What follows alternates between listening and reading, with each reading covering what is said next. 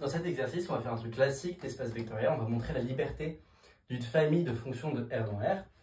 Donc je prends l'ensemble des fonctions qui à t associent l'exponentielle de lambda t pour n lambda différents. Et je vais montrer que c'est une famille libre. Okay, on va voir plusieurs méthodes. Je pense que toutes sont instructives. Et surtout la dernière. Ok. Donc, on suppose qu'on a somme des mu i, e lambda i, t égale 0, quel que soit t.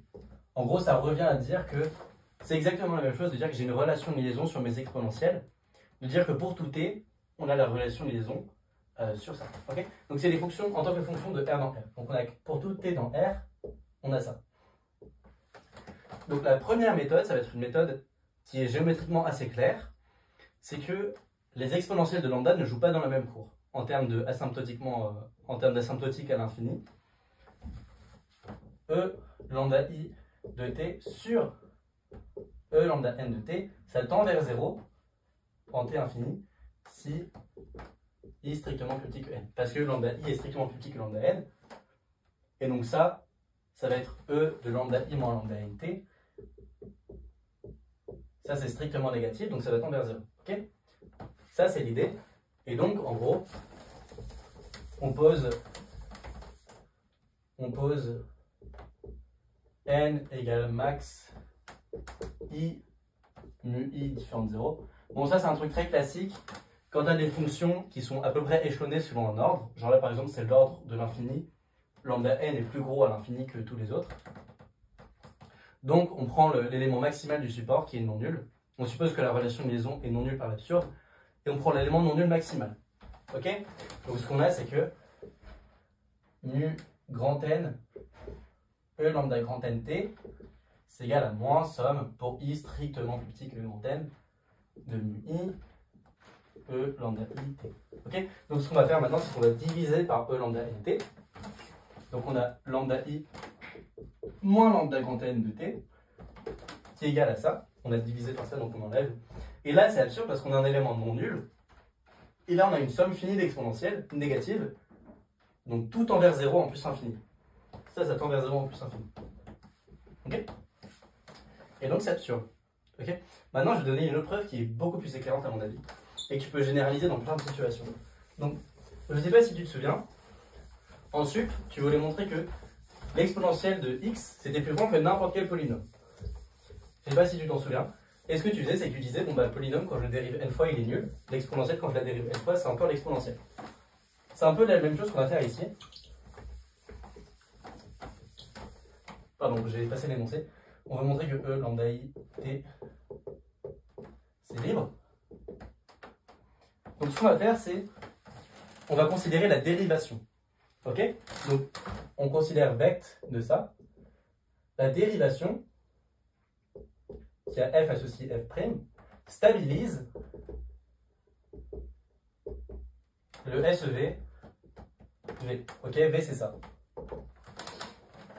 La dérivation ça stabilise V. Très bien. Maintenant, ce qu'on va remarquer c'est que la dérivation, pour la dérivation, les E lambda I c'est des vecteurs propres. Ce qu'on a c'est que D de E lambda I. Donc j'écris E lambda I mais c'est la fonction qui a été associée E dans lambda I t, c'est pas la fonction constante égale à E lambda I. C'est égal à lambda I, E lambda I. Okay, donc ça c'est un vecteur propre, pour la valeur propre lambda I.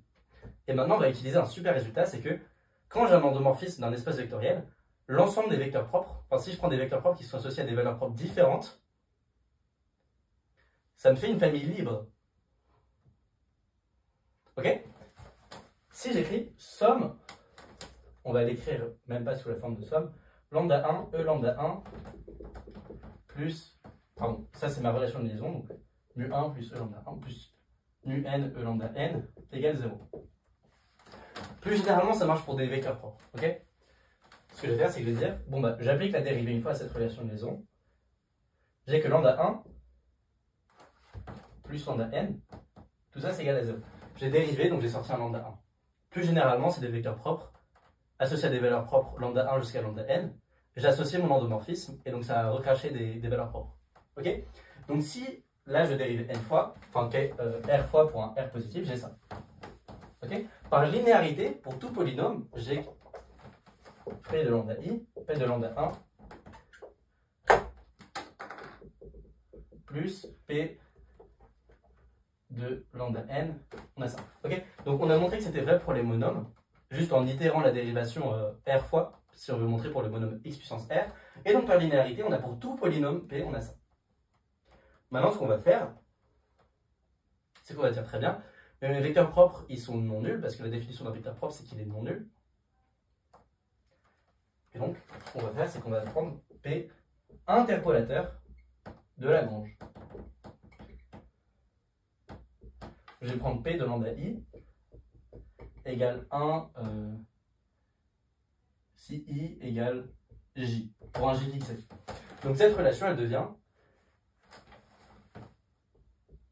mu J E lambda J égale 0. Ok. Parce que j'ai pris un polynôme qui s'annule partout sauf en J.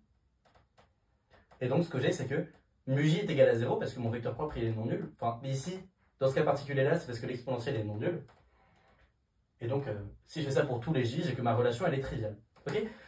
Donc ça c'est un truc qui est vraiment expéditif.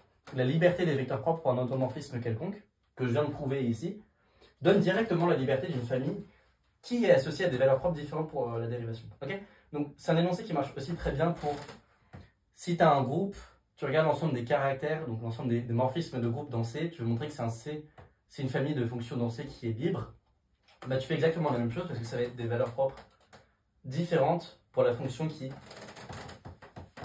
pour l'endomorphisme qui a un caractère qui associe qui de x qui, donc le translaté par x, ok. Donc a un caractère qui a x associe, qui a y associe qui de y, et j'associe le caractère qui a y associe qui de xy. Ok. Ça c'est un brave endomorphisme de l'espace vectoriel engendré par les caractères.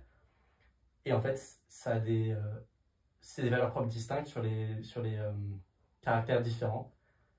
Et donc, on a la liberté comme ça. Donc, c'est un truc que tu peux faire tout le temps, qu'il ne faut pas oublier. Et la preuve est assez jolie, donc n'hésite pas. Donc, voilà.